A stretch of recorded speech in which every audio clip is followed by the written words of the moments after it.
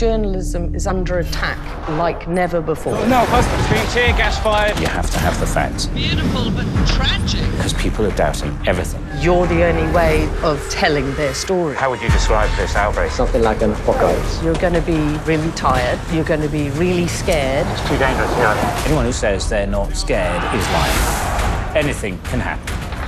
Did you get hit? I sometimes wonder, how have we managed to get out of this? People being killed. We do genuinely believe in what we do. He's clearly marked as press. To show the truth. Wow, this is absolutely unbelievable. To uncover an injustice. This is the result of ethnic cleansing. I don't think any journalist wants anything more than that. I'm Alex Crawford. I'm Stuart Ramsay. And this is Hotspots.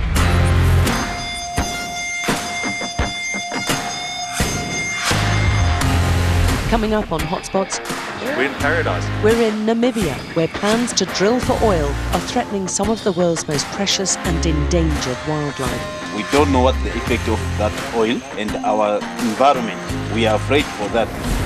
And over a decade since an earthquake ravaged Haiti, we revisit to find a country on a knife edge. The atmosphere was really tense.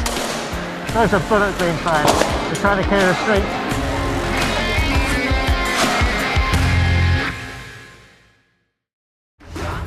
It was a sort of David and Goliath battle, a nature v human battle. They basically got an oil drill in their backyard.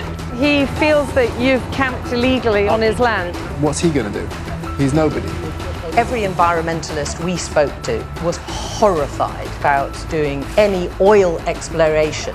There are hundreds of thousands of elephants that depend on this river. Because there just aren't that many places left in the world like that.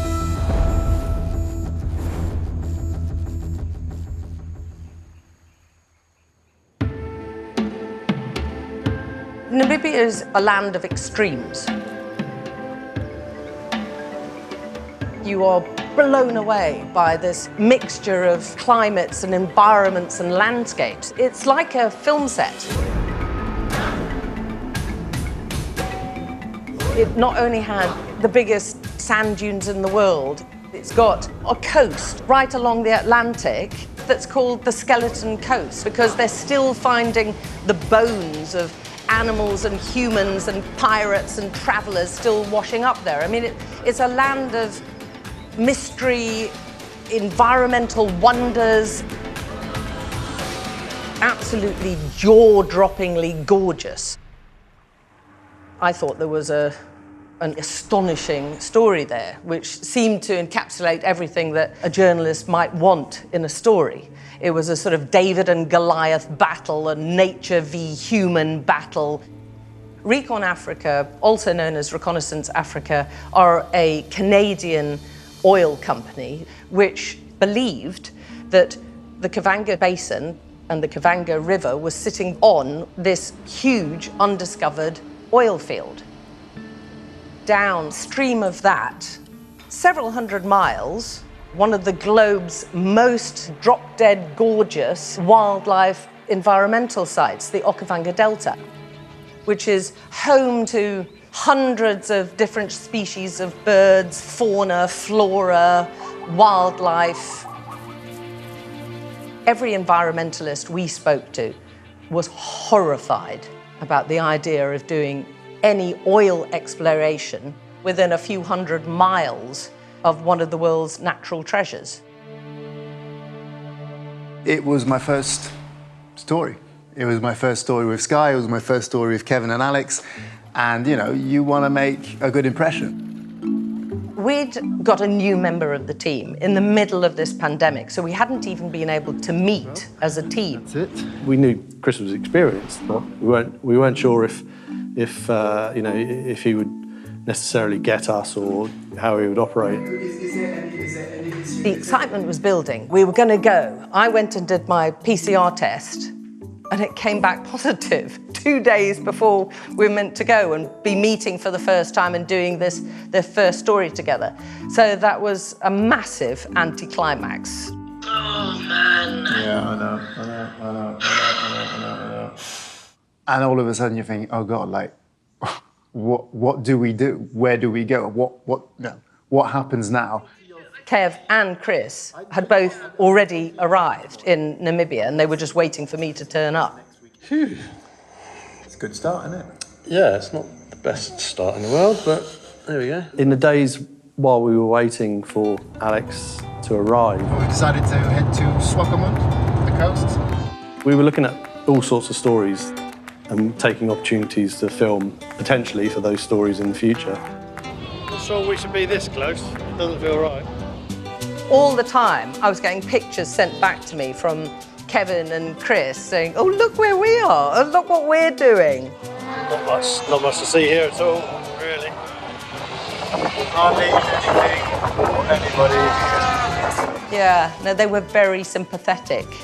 I was really jealous. What, are you kidding? I had to sit and watch them for a good week. It was a horrible situation without the boss. Arriving at the airport, here she comes. It's one of those moments, It's not, there's no two ways about it. You're going to feel the pressure. Chris was coming into a new company, a whole new set of people. How's it going? The first job as producer and believe is to carry on my bag. Oh, immediately. I thought it's worth a try. He took it quite well, actually. As we packed up, I said, that's it. Holiday's over. Yeah, the holiday is over. When you're opening a book on how to pick a new teammate and get on, the very first thing, on the first page, I bet you won't find, do a 7-hour-long car journey when no one can get away. How long have we got to go, Chris? Well, 5.5, I think. 5.5 hours. Well, so we've done 2 hours. Yeah. Another 5 to We go. had a lovely drive to get to know each other and get to know Alex's terrible taste in music. I can't help liking the best balladeer of all time. Apologies for that. We headed, first of all, to what we felt was the crux of the story, which was the mouth of the Okavango Delta. We had a long-standing contact with an environmentalist and a lodge owner, Yofi, who was operating in that area. So how are you, Yofi? Wonderful thing. We're in paradise here. You soak up his enthusiasm and his love of nature. This is what we call another tough day in Africa. Yeah, that's just what I was thinking. And he's opening our eyes to things that you don't normally see. In the river is a hippo close. We should see some wildlife here on this island up ahead. Lots of ledge with that. Hippos raising themselves out of the water, going up and seeing this huge crocodile which seemed to just wait for us to get up there and then slowly slide in. You probably go about 7 foot. You'll hurt any one of us, probably kill any one of us on the boat. Yofi didn't let any moment go unused to remind me about the link between something that was happening, several hundred miles away and the impact it could have downstream. Thousands of elephants, hundreds of thousands of elephants that depend on this river to survive. His point was, this will all change if we have oil found. They're saying this is a bigger oil field than Saudi Arabia. Is it not perhaps you have to look at the bigger picture and how that would massively transform Africa? It comes back down to the bare basics of how nature will be affected. What's the environmental impact going to be? What's going to be the detrimental impacts to free-flowing water, underground water, wildlife, animals killed on roads? And then there'll also obviously be a huge influx of people coming in from all over the world to, extract these things. Namibia and Botswana are sort of home to the largest remaining herd of savanna elephants.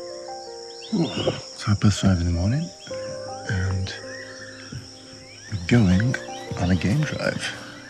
Try and see some elephants. One of these in the morning. Is that a takeaway cup? It is. I hope they don't catch me. Inside this park is a place of particular sanctuary and refuge for these elephant herds. The elephant cows and calves like coming down to this area here because it's nice and open.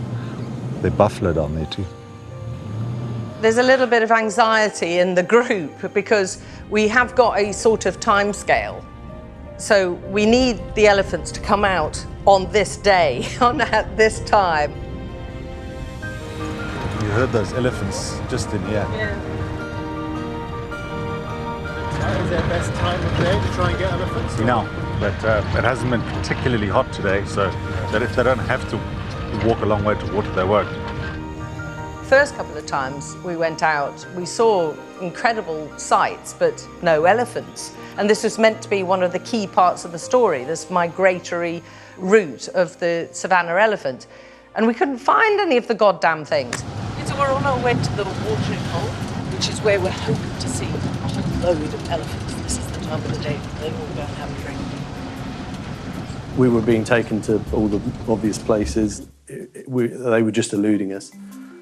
We were seeing signs that they'd been there, or fresh droppings. The poop. Elephant poo, my favourite subject. There's 56% of whatever you eat comes out undigested. It's a waste, right? Right. No, everything else eats this. Sorry, no. Yeah, I can tell you, I've become the world expert in elephant poo. And those elephants eat mageti nuts and they transport them 100 kilometers and come deposit them here. So that just shows the vast distances that these animals move, because this whole area here is open. They can go wherever they want.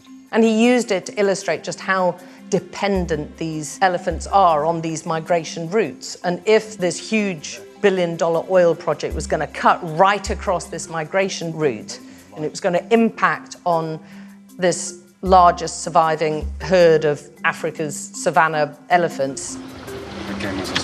And then we finally came across a whole load of them.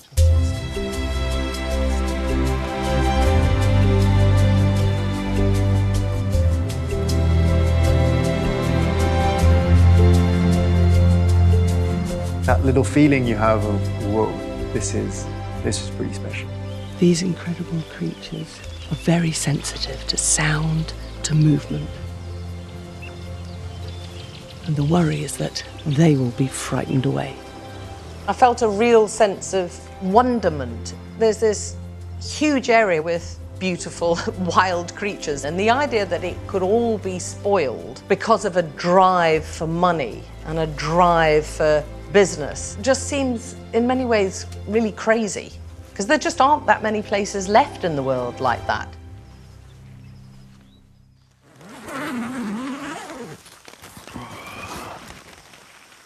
Well, it's still pretty dark out there. We woke before dawn and were planning to head out early.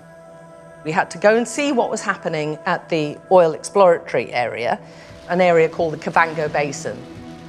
Underneath the Okavango Basin, this oil and gas company believed that there was one of the world's biggest undiscovered oil fields.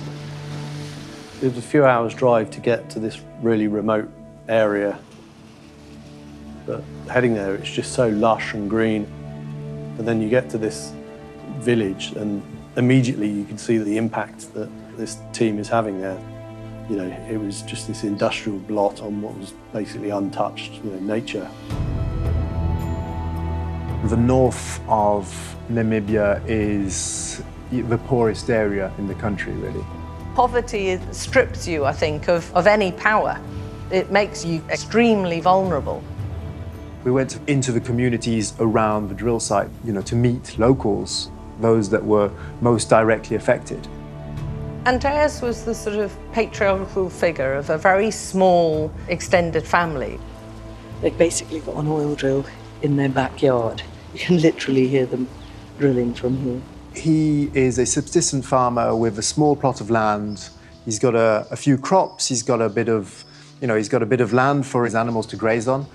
And that's it. That's how he lives. That's how he survives. And this is your maize? This is your maize? So was that your land? And suddenly this big foreign company had set up shop in his back garden, basically, and transformed it into this big oil exploration site. Andreas wanted to show us just how close the oil exploration site was.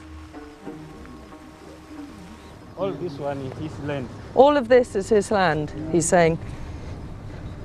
This is quite something to have in your back garden. It just, you know, he's talking about rubbing his face in it. You know, this thing he's just got to look at every single day on his land. Are you saying you feel like you've been robbed? He knew very little about what was going on. Just that his version was that one day they weren't there, one day they came. And what's he going to do? He's nobody. And when we got to the edge of it, he was just showing how close it was to us. And we could see people there. And I think almost certainly they could see us. We didn't believe that we were trespassing because we were on what Andreas believed was his land. And then these oil, I presume they were some sort of managerial people, came out towards us. They were perfectly polite. I just came to ask if you would back up beyond the berm. You're actually within the parameters of our location. Can you tell us how close you are to finding oil? I'll tell you what, I can take your phone number and I can get your information to the right people where they can answer your questions. Okay. I don't have the answer to that. Do you feel hopeful, or what is your feeling about how successful you're likely to be in finding oil? I can take your information and get it to the right. Oh, come on, just throw me a bone here. We're not drilling for oil, we're drilling for information. This is Andreas. Hi, Andreas. He actually lives on this land, and he feels that you've camped illegally on his land. I'll get your information to the right person. But thank you. Would you like to say anything to him? End of conversation.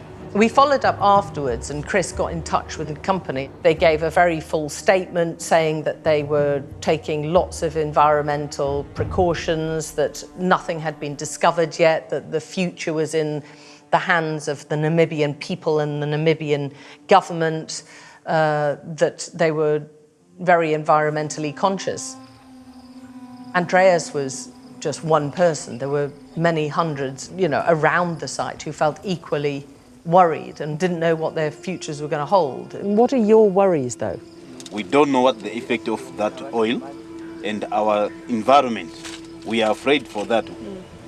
When you're sitting in a hut where you can see what they're going to eat that night and it's a pile of leaves, and they're talking about, feeling utterly powerless. They feel like they're not being heard. It's really difficult not to feel some sort of empathy with them. How much consultation has there been about it all? Now, they didn't tell us that what will the effect will be, whether it will be destroying environment or not. They did not explain that for us. One of the things that Recon Africa had done to try and win over the population in an area which is so water scarce was to drill a borehole quite close so that they didn't have to do this huge long trek to get water. And they were grateful for those, but the general sense was that these foreigners had come, had offered help, talked a tiny bit about what they were doing, but then nothing. They had no information on what was going on. They didn't know what impact the exploration was going to have. For an outsider's point of view, it slightly smacks of giving them a little bit of help, which they desperately need. And on the other hand, still pressing ahead with this huge multi-million-dollar project. So he's not known as a chief, he's headman. No. We got a completely different perspective when we went to see one of the tribal leaders. Is that him? I got the impression straight away through body language and his demeanour. He thought we were foreign interlopers who were basically coming to preach to him. What's happening? He's finding some place for us to come and talk. Yeah. He didn't seem best pleased to talk to us, but he did invite us in and sit us down. His retort to our questions was very much on the lines of, well, it's all right for you because you are rich and educated and privileged and you've got careers and you've got jobs. Why are you trying to hold us back? You feel people are trying to stop you from getting better, getting richer? He definitely made us think in a different way. Their lives were mired in poverty. You know, their kids were not being schooled. They were scrapping around for food every day. So to him, the oil exploration represented something very, very different. A better future, you know, a future where they could be educated and they could eat properly. It just comes down to how much you believe or want to believe in the idea that this wealth that is potentially going to be found is going to actually trickle down to the people living on the ground. At the moment, they have very little anyway, so you can imagine if anything goes wrong, it's just going to be chaos for them. You know, if the soil's polluted, that's it. You know, they can't live off the land because that's just ruined. The very nature of environmental stories, you're trying to illustrate something which hasn't yet happened. So you can't film destruction and devastation which the locals are worried about because it hasn't happened. This is the interview, isn't it? Yeah. You somehow have to capture the imagination of as many people as possible, people who wouldn't necessarily want to watch an environmental report, or people who have absolutely zero interest in oil exploration. The impact here will be significant. We're aware that not everyone is interested in the environment outside of their own small environment. So whenever you do these stories, it's obviously, we hope it's going to be impactful. Recon Africa's oil exploration licenses cover thousands of square kilometres in... I think it was my daughter who said, "Oh my God, Mum, Leo has tweeted about your story."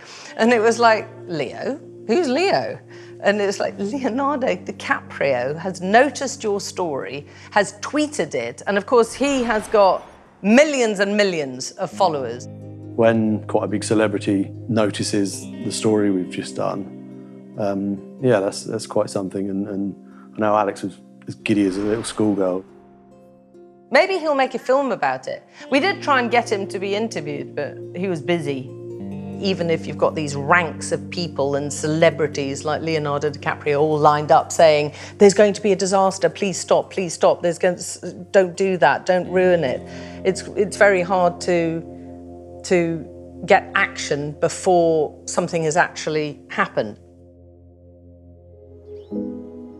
Recon haven't yet managed to prove that there is oil in the Okavango Basin, especially not on the scale that they are projecting.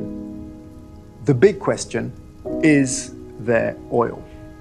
If the answer to that question is yes, and you've got all these difficult decisions to be made as, do you exploit it? How do you exploit it? Once you are exploiting it, you're open to accidents, sabotage, disasters, just general pollution. Are we going to be doing stories about how Namibia's been transformed by this oil discovery and got riches beyond their wildest dreams, and everyone now in Namibia is educated and got a great house to live in? That's another way the story could go. There's no telling right at the moment. Well, I really hope we're not going to be doing a story about how devastated the Okavango Delta is in 10 years' time. That would be horrific.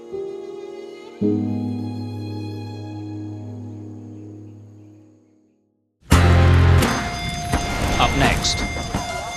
It had been a period of chaos on the streets, extreme violence on the streets. We went with some trepidation. We're back at it. This is what we do.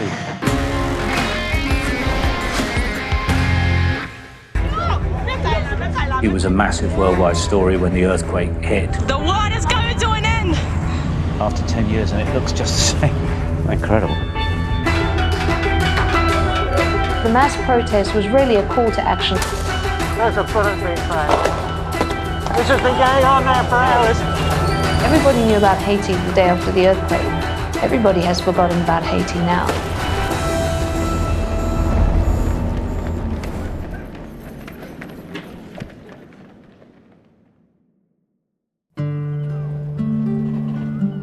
We had actually been travelling to Guatemala on a series of stories that we'd been working on for a while when it became clear that Haiti was a story that perhaps we should have a look at. We started looking at it with increased interest over a number of days. So you might be going to Haiti then? Yeah. We're just trying to find someone who might be able to work with us. We sort of saw the Haiti story, but it seems to have turned quite quickly, so... You covered the earthquake? Yeah. Anyway, send out a good old-fashioned email to someone and see if it comes back. There was this date coming up, the 7th of February, which was the date the opposition was saying that the president needed to step down. And there'd been a lot of protest build-up leading up to that date. We didn't know really what to expect, but we did know that it had been a period of a fair amount of chaos on the streets. Extreme violence on the streets. And we went, I think with some trepidation, but thinking, well, we could actually see a coup take place.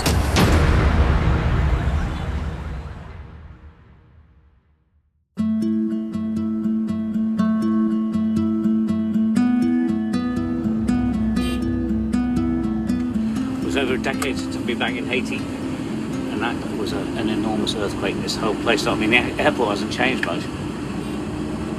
It'll be interesting to see what it's like in Port-au-Prince.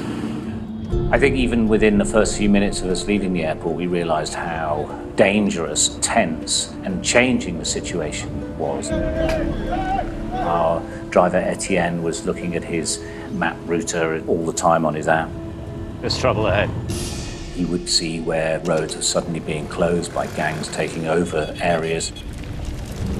So listen, we've got a political crisis. Is the president going to leave, or is he going to continue? What do you think? I don't know, but on the street, the people need him to go, right?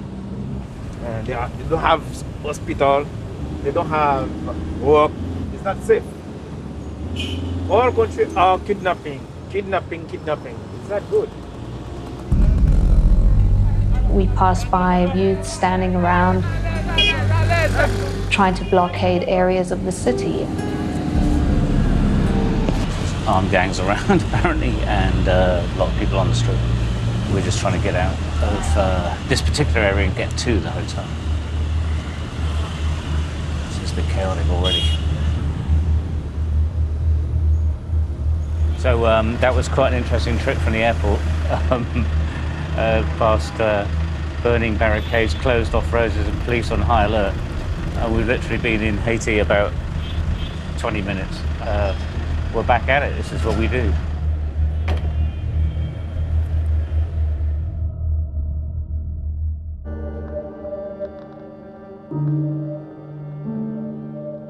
Port-au-Prince is possibly one of the most impoverished, dirty, foul, dangerous places that I've ever been to.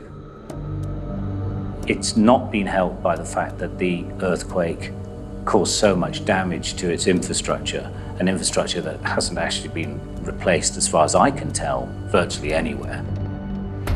We spoke to Brunelli, who's our producer in Haiti.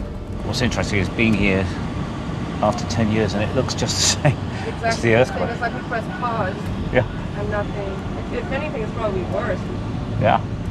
Usually town centres of a capital are probably the nicest part of a country, and this was just absolutely trashed. And Brunelli, as we would drive, would point out, say, right, that area is controlled by that gang, that area is controlled by that rival gang. There might be barricades and roadblocks because there's a series of gangs along the way that might block the access.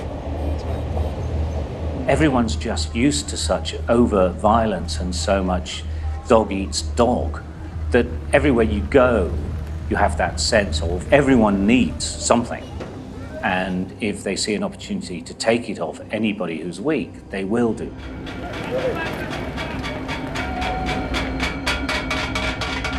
In a collapsing economy, with gangs running pretty much all the streets, with a government accused and widely accepted to be corrupt, with no infrastructure rebuilding, the biggest growing business is kidnapping. You would expect it to affect the rich, but they also kidnap poor people and ask for very small amounts of money in relative terms, but actually they will kill those people if the ransom isn't paid. It's becoming such a big business that anyone literally out on the street is in danger all the time. And so the communities have decided to protect themselves. And so streets will be closed off, and they will do it with anything. We came across these barricades at almost every point of interest in the city. The protests have been against the president, Jovenel Moïse, who is known as Jovenel by everyone. Jovenel Moïse promet population li pral ba sécurité, loué c'est gang qui occupait tout quartier défavorisé. Nous dit Jovenel Moïse, remettre démission parce que mandat fini. Nous dit c'est assez, ça qui est passé l'enfer là, il va passer longtemps. The problem is there is no work for anyone, so it's just a sort of a survival economy. And that is why the abduction of people has become such a big business. No. It's the biggest growth business in Haiti today.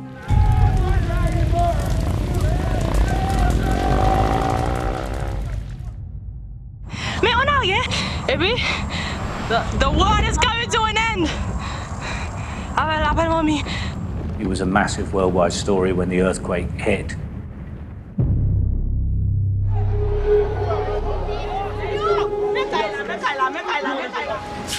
It took forever to get in because for a moment the airport was open and then the United States took control of the relief operation and it was closed. The Sky teams came in by road across from Dominican Republic. What did the aftershocks do? And the aftershocks are big, and our hotel was already damaged and rocking a bit. So when the aftershocks hit, everyone would just go out into the garden and try to sleep there.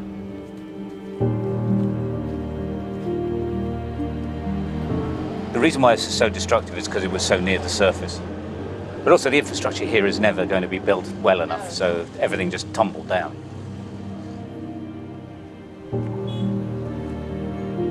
I remember bodies on the street that stayed there for days and days and days while we were working. Don't underestimate the desperation here. This distribution of tiny amounts of rice descends into chaos almost immediately. They aren't starving, they just don't know if there's any more to come. Out here, nobody's told them anything.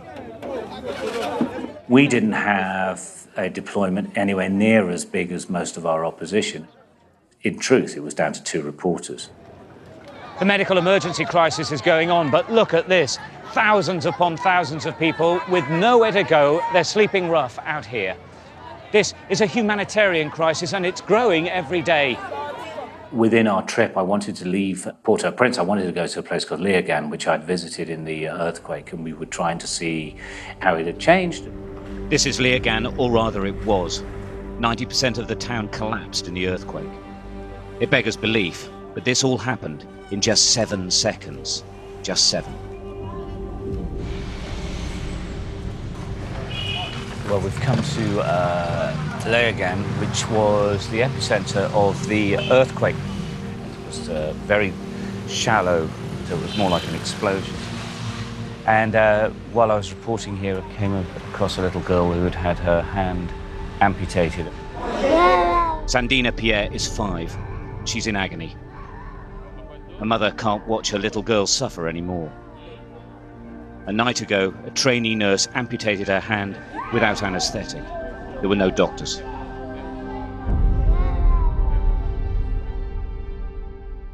Stuart had been there during the earthquake and he was quite keen to see what it looked like now. Anything looking familiar to you? No, unfortunately.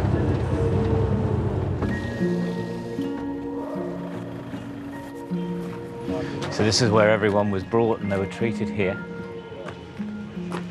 I think it was also one of the most sort of secure areas that they had.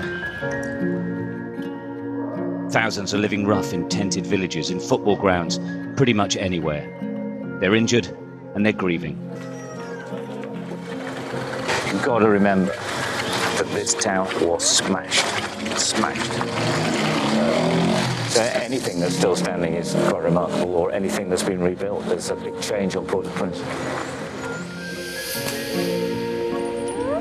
We drove to the beach, and this is the thing about Haiti, is it's just an extraordinarily beautiful coastline. It's a Caribbean country. It could be, with its pristine beaches, one of the, top tourist attractions in the world, but it's not because of all of its other issues.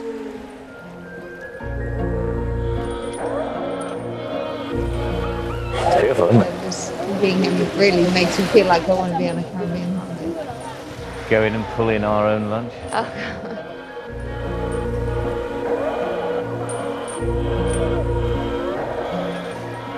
And I remember talking to this youngster who was a very nice guy. So you were here in the earthquake. Did you lose family and friends? Oui, mother, father, ça veut dire sister, his mother, his father, ça veut his dire brother, his sister. Un paquet de monde. And he just wanted to actually make the point that aid had come in, they'd been given temporary housing, and he was still living in that temporary housing. Bon, les noirs blancs ont été venus après tout tremblement, nous-mêmes nous t'ai pensé que son bail sérieux que t'as pas régler. None of the building that they'd been promised, and none of the development that had been promised, and none of the money that had been given had been used to change their lives. I remember my own family donated money. Loads of people in Britain donated money and around the world. What happened to that money? We are talking billions of dollars worth of aid into Haiti after this dreadful, enormous earthquake took place.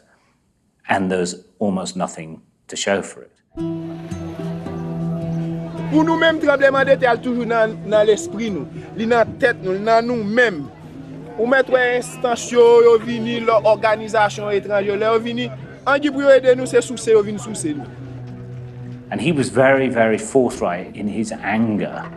He was sort of a natural politician, but he was the only person who was really happy to speak to us because he just wanted to make the point that things need to change and that they want political change and they want civil change in the country. And there's nothing to indicate to us, as far as we can tell, that that is going to happen anytime soon. I think it brought our story sort of around a bit full circle because we knew so many people were protesting, we knew so many people were frustrated, and this young man just so eloquently described why. Everybody knew about Haiti the day after the earthquake. Everybody has forgotten about Haiti now.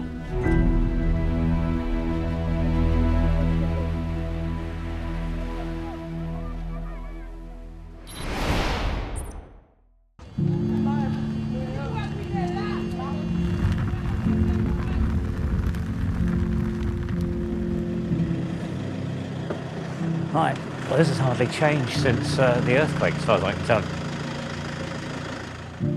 It was really chaotic when we were here, so coming past the cathedral, I remember it being distinctly, well, destroyed, but there were so many other things to look at, people suffering, and so, you concentrated more on people and hospitals and people living rough and trying to find water and food because there was nothing.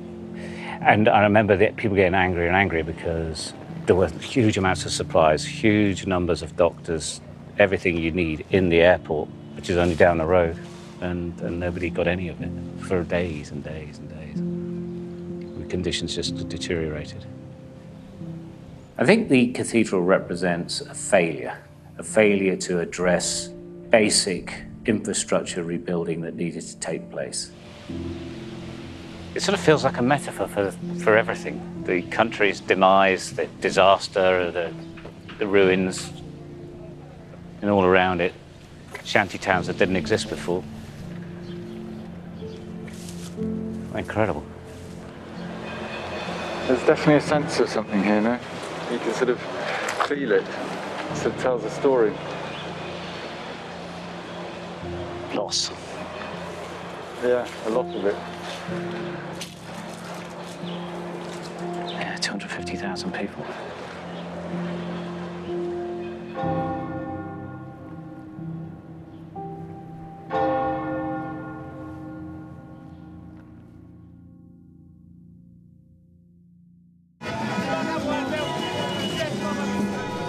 were mass protests called for the 7th of February. This was the day the opposition said that President Moise, who was in power, needed to step down. It's quite a complicated situation. He was voted in a contested election. So he didn't take over his presidency for a year while the contest continued. He says that year needs to be added on to the end of his current term, which meant that you have the opposition party saying, well, you had your term and it's ended.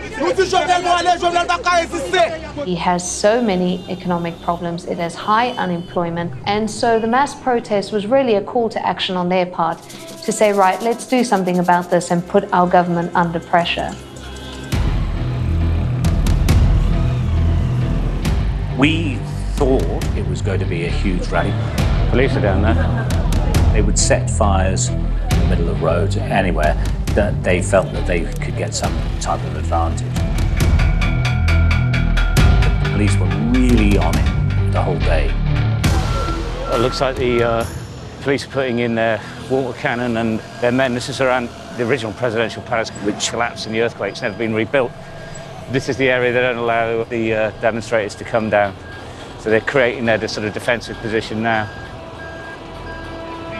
The crowds are trying to gather, but it's not working as the police keep breaking them up.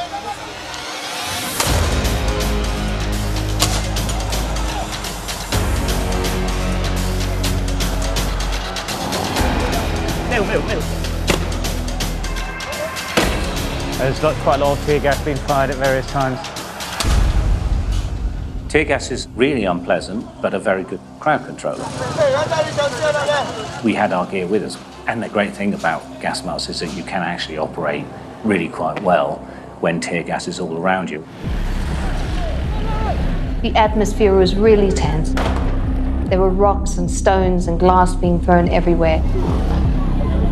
One of the worst things about covering any type of riot is where you should be. You would think ostensibly being behind the police would be a good place to be. The other way of looking at it is being with the protesters. Bear in mind, the police are firing live rounds as well as tear gas. There's a bullets being fired. They're trying to clear the street, and it's working. And then, of course, there's the middle, which is never a great place to be. Right behind you. And so you can actually just find yourself absolutely stuck. And I've been in it many, many times.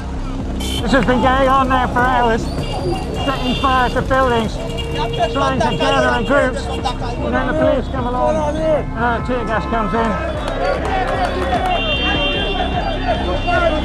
in. In Port-au-Prince, certainly, it seemed like almost everywhere was a no-go zone. The Phantom 509 is blamed for an awful lot of this, but there are other gangs as well. One particularly nasty group of gangs is called the G9. They terrorize neighborhoods. Monsieur prend un gros gang qui est le G9, il faut tirer moun en dedans ici à Nakasake les Belé.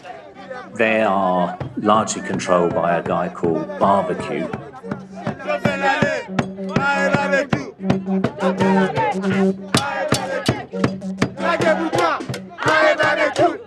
His name is Barbecue because of his nasty way of dealing with his opponents. And this is an area that's been attacked before by government forces, right? Yes, It's because of this type of crime that people want the president to leave. What happens if he doesn't leave?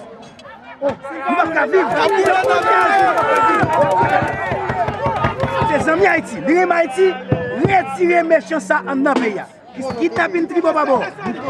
Massacre la saline. Tribo babo, nous pas capable chaque jour petit bon Dieu mourir tribo babo.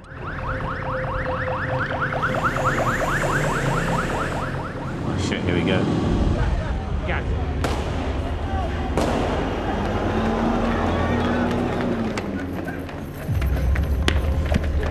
Dan had gone forward, and I think he actually filmed facing backwards. We didn't actually have our masks on at that point, so he was like joking at the same time.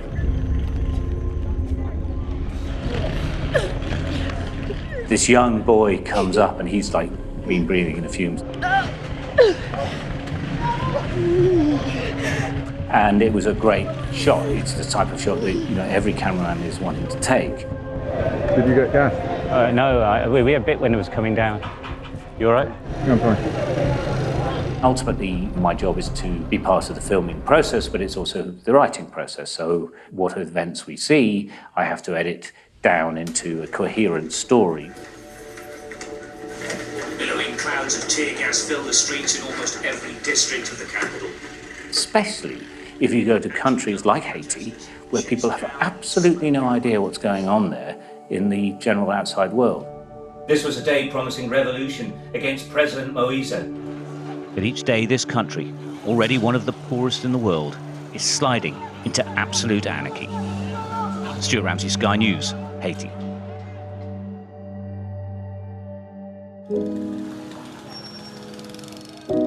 You don't do the reports if you don't think they'll have impact. I mean, that's what you spend your whole time working on, is to make sure that you make a point that people actually care about. I'd like to say that I think that Haiti's future is looking up, but the truth is I really don't think it is.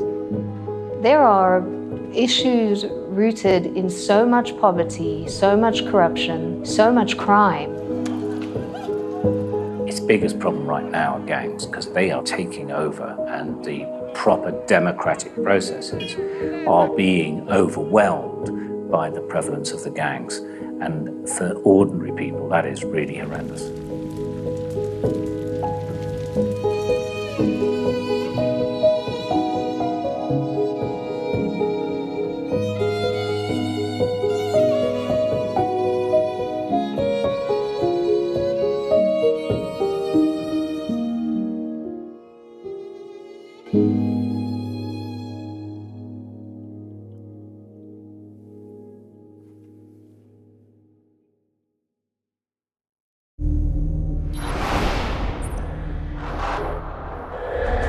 Next time on Hotspots, We knew that there were communities that were struggling to eat. we're in Guatemala, where the climate crisis is causing people to either flee or starve. They have to make this terrible choice. And my team witnessed the devastation left by terrorists after they launched a deadly assault in Mozambique. It was very eerie. They were tied with their hands behind their back and their heads were cut off. Okay.